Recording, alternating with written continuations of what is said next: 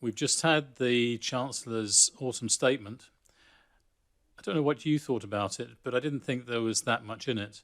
But there was one thing that did catch my eye, and that was an apparent small change to the VAT flat rate scheme, which I think could impact on a lot of small one-man companies. Now, the new rate has been created for what they call limited cost traders. The new rate will be 16.5%, and it's going to come into force from the 1st of April next year. The flat rate scheme has been around for a while. It was introduced in 2002 in order to reduce the compliance burden on the smallest businesses. If you expect your turnover in the next year to be less than £150,000, then you can apply to join the scheme, and you can stay in it until your turnover exceeds £230,000. If you're in the scheme, then you charge your customers VAT at the normal rate, but when it comes to calculating how much you pay to HMRC, you use a reduced rate and only apply this to your sales. Apart from larger capital acquisitions, you do not reclaim input tax at all. So who are the targets for this new legislation? Well, it'll be the small service providers where few, if any, of their expenses are actually VATable, and who, without the flat rate scheme, would be paying a lot more VAT.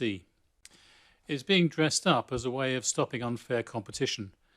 What the Chancellor hinted at was that these people are suffering a much lower burden of VAT and therefore can charge less than their competition. Here are some examples of some businesses that could easily fall foul of the definition of a limited cost trader. An IT consultant, perhaps working through his own limited company, presently accounts for 14.5% VAT on his turnover, and that could be set to rise to 16.5%. So what is a limited cost trader? Well, if the VAT inclusive expenditure on goods is either less than 2% of the VAT inclusive turnover, or greater than 2% but less than £1,000 per annum, then you're caught. It will only bite, therefore, where expenses are very low compared to turnover.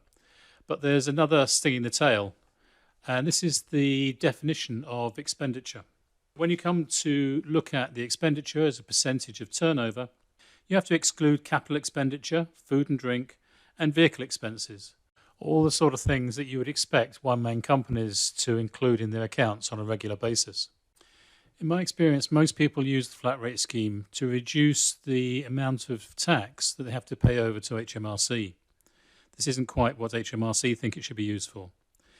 The test of whether the flat rate scheme is right for you is quite a simple one. You take the last couple of VAT returns and you rework your VAT calculations using the flat rate percentage.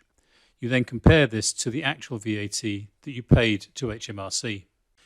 Not forgetting, of course, to check whether you are within the definition of a limited cost trader. The impacts of this seemingly small change, I think, will be felt mostly by one-man companies, particularly consultancies. They're already having to come to terms with the increased tax on dividends, and now their effective VAT rate may well be set to rise. We'll have to see what further details come out in the coming months, remembering, of course, that it could alter significantly before the 1st of April. I'm Alan Long from the Long Partnership, making life less taxing.